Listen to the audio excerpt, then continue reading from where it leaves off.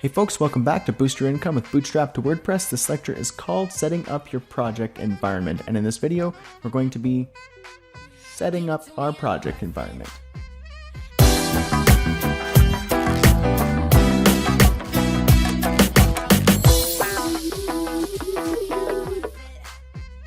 Okay, so now what we're going to do is we're going to set up our project environment. So there's a few things we're going to need to do to start coding our static Bootstrap website.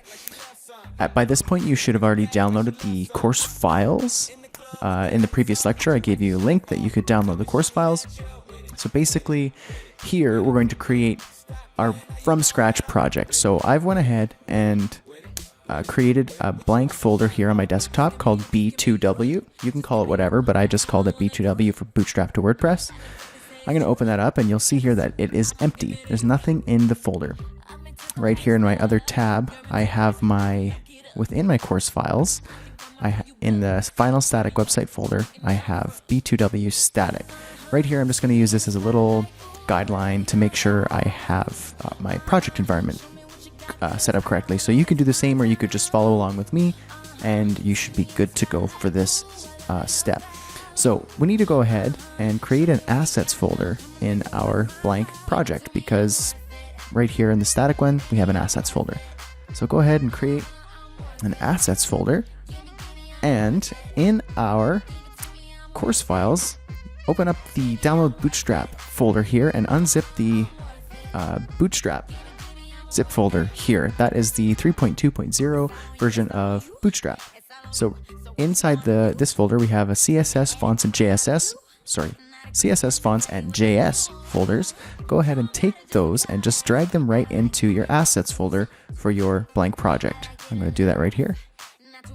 I'm just going to delete that because I don't need that right there. Keep the zip file all good. Here we go. So inside my B2W folder, I have an assets folder and the Bootstrap files. So the CSS, fonts, and JS. Now I want to do a few things here and just clean this up because I don't really need all of these files here.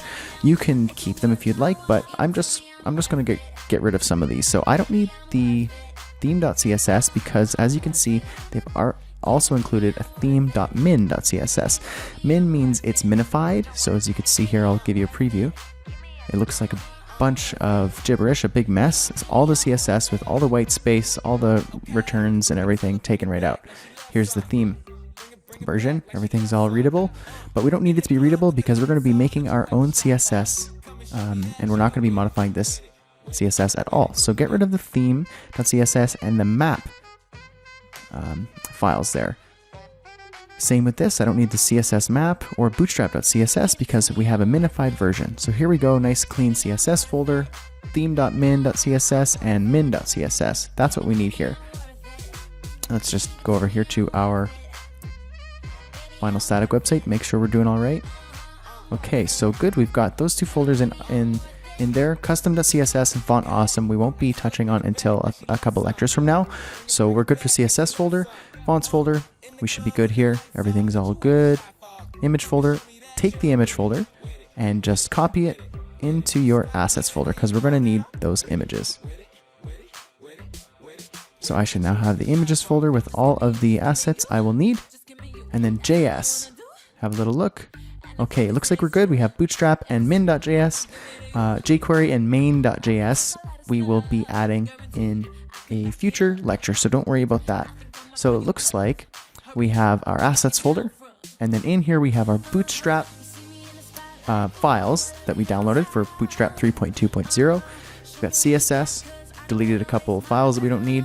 Fonts are good, we didn't touch that. We added an images folder to the assets folder here, and JS, we're good to go. So basically that's it. We've set up our project environment. Hang on tight because in the next lecture, we're actually going to create our index file and start coding. My favorite part. See you there.